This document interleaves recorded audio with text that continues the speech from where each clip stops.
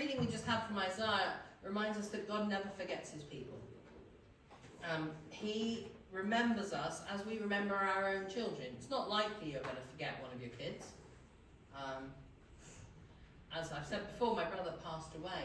But my mum remembers him all the time. You don't forget people that you love. They're there in your mind. Even the ones who have gone before us and we've lost, they're still there. You still remember them. And God never forgets us. Never stops caring for us. Even if we behave like Egypts and do stupid things and do the wrong thing, he still loves us. He still cares for us. We're still on his mind. He still provides for us. At times, even when we are doing things that are contrary to his will, he still provides for us. He still loves us. So harvest is a time when we thank God for all of his provision.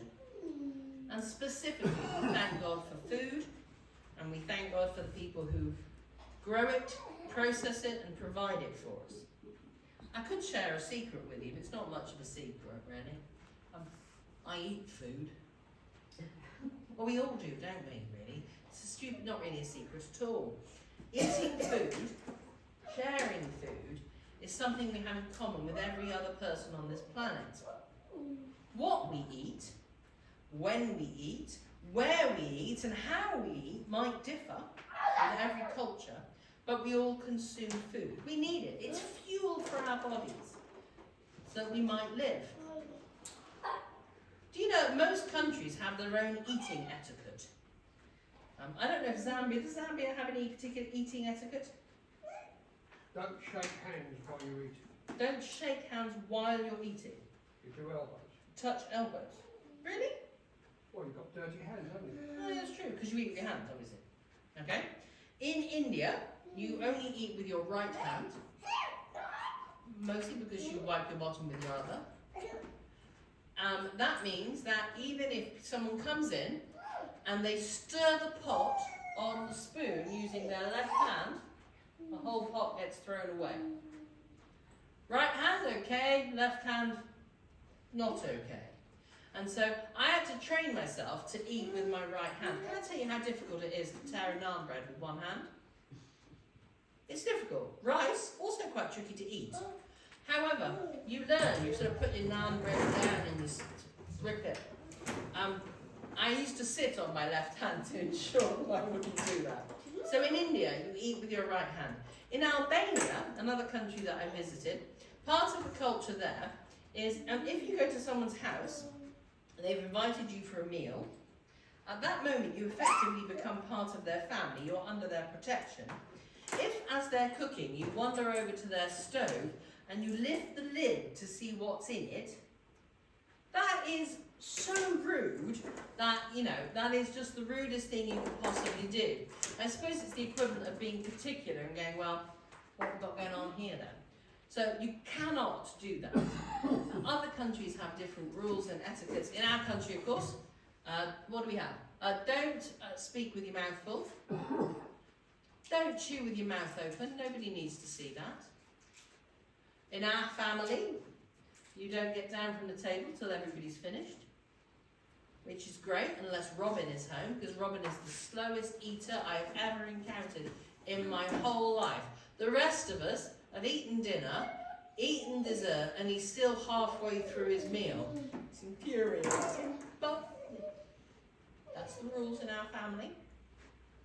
I'm sure you have other eating etiquettes in your family and in different cultures that you belong to, that you've been part of. But everybody eats food.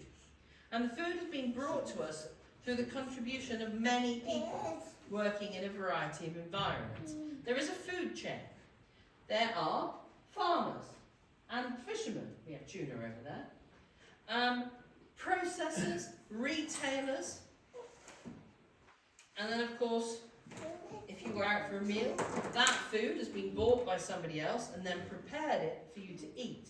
So there's all these people. Our food could go through the processes or the hands of half a dozen people before it gets to our plate.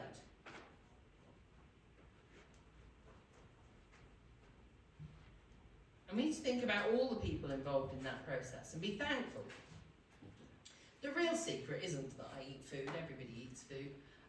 But I didn't know if anyone knows this, it's a tiny secret really. I love mangoes. I love fresh mangoes, I love dried mangoes. I absolutely adore mangoes. I live in the United Kingdom. The United Kingdom is not a natural mango growing place. And so if I want some mango, which I do occasionally crave, a bit of either a fresh mango or some dried mango, I know that that mango has been grown on a different continent, it's been shipped over here, it's been through the wholesalers, it's got to Tesco's, and then it's got to me. And I live in a country and in a time where I can eat food grown on the other side of the world easily. You know, during the war, which was quite interesting, I found, pineapple, which obviously doesn't grow in this country either, and didn't have pineapple, so you could soak swede in pineapple juice and pretend it was pineapple.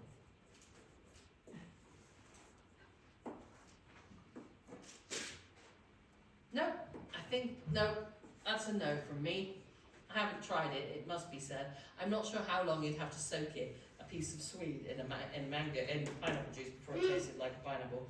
We are so blessed at the variety of food that we get access to. We have food from all around the world at our fingertips. Just go to Tesco, go to the World Food aisle, and you can find anything from anywhere. I mean, where was some of this stuff grown? I don't know, I'm not going to read the tins, but not here, a lot of it. So our harvest service, well, I say, what was it grown? How did it get here? How many people were involved in the production of this food? Our harvest service is an opportunity to thank God for the contribution that He got. An opportunity to thank God. And the contribution that we make in bringing food to His table will help provide for people who don't have enough. This is our way of giving thanks and participating in, I suppose, the chain of food that gets to other people. But we must, at the very beginning of all that, praise God for the sun's radiance and for the rain that provides us with all that we have to eat.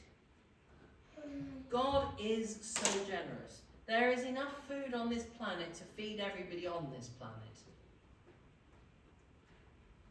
People still go hungry because people are greedy. But God is generous. Our God is exceptionally generous. Most obviously, His generosity is shown in giving Jesus, and Jesus giving His own life to redeem us. It's demonstrated through God giving of Himself by the indwelling of the Holy Spirit and through the spiritual gifts that He distributes.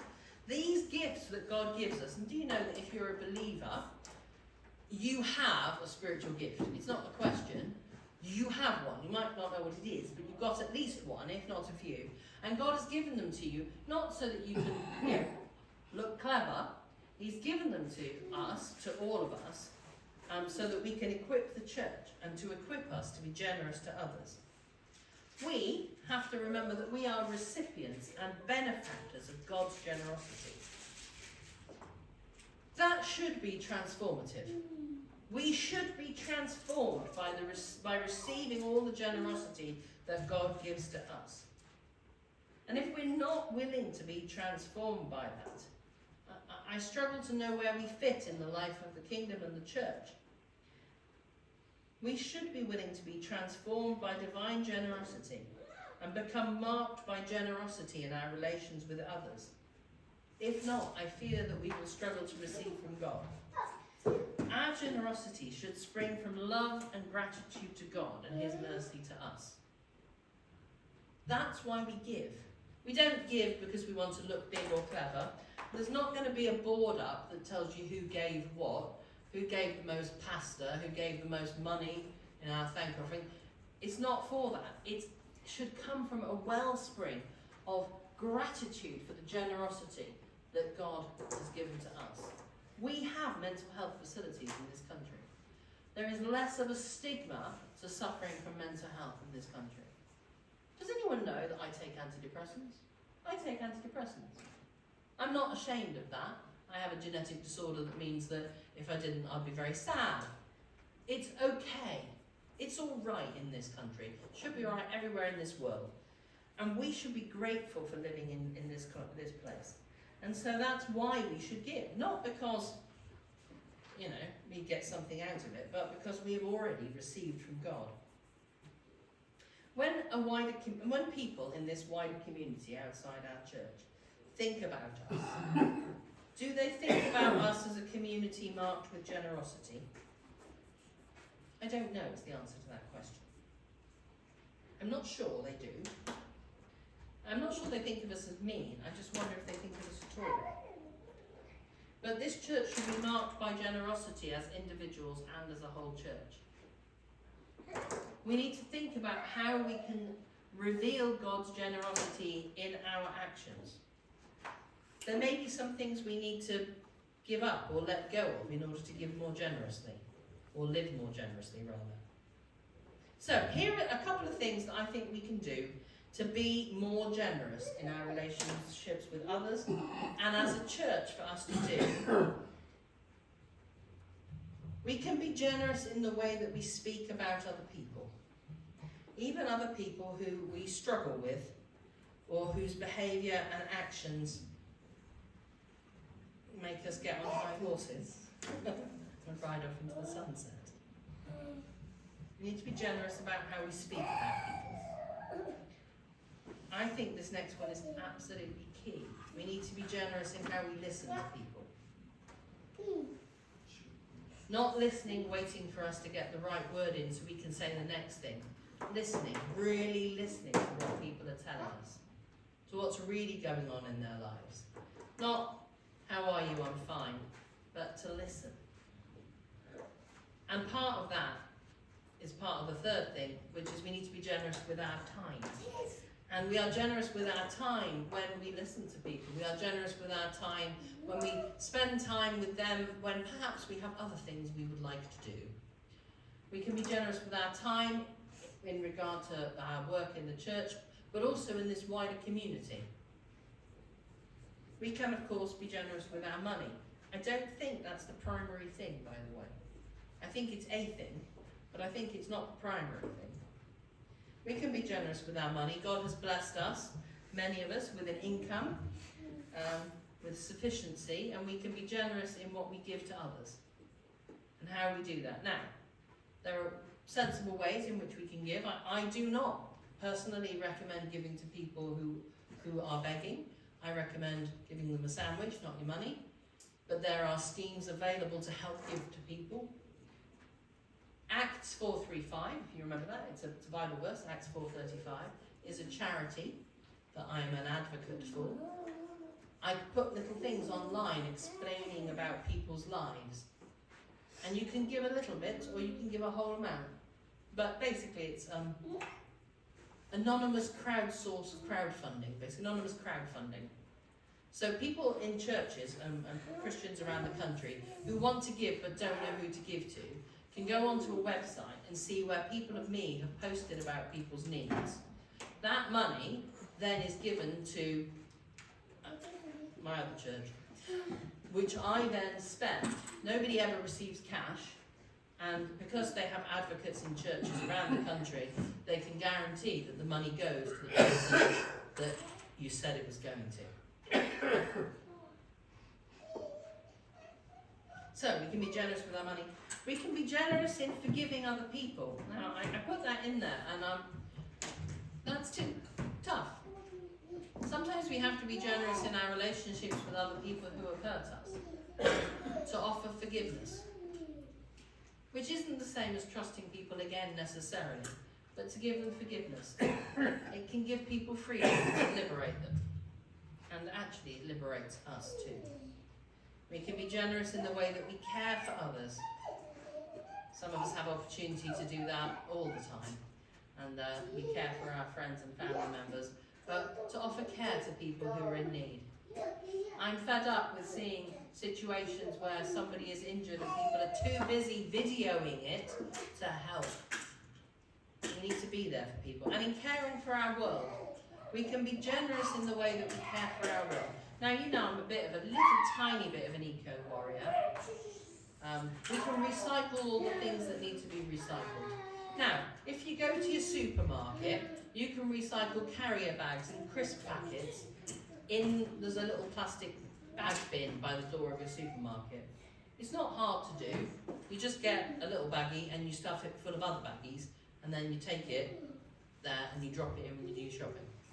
Or your printer cartridges, or your disposable vapes if you have them, or your batteries. Small things we don't even want anymore. Just a little effort on our part to recycle. But that is a generosity in caring for our world. Obviously there's more that we can do than that. Setting the bar very low there, folks. It's doable. It might seem strange that at Harvest we bring all this tinned food and dried food, but in doing so we are also acknowledging our dependence on God. We give thanks to God for all the wonderful gifts that He has given us in creation from all over the world, and we remind ourselves once again that we are stewards of this creation. God has made us stewards of this world for us to look after it, not to waste its resources or to use them selfishly. This is an opportunity for us to give out of our comparative wealth to those who may be struggling to find enough food for themselves and their families. And of course, as we also have our thank offering, it is also an opportunity to give out of our abundance to people in Zambia who have been, by and large, completely rejected by their family because of their mental health issue and who have nothing. And I think it's a great opportunity for us to help people who we may never meet. And I think that's an amazing blessing, because I don't know about you, I've been helped by people and not known who helped me. And I still remember, and I'm still thankful. So, Harvest is an opportunity for us to be thankful. Now, I think I've whittled on enough, because we're having communion in a moment, and we need to move on with our service. But I just want us to be reminded about how generous God is, and how that should make us generous people. So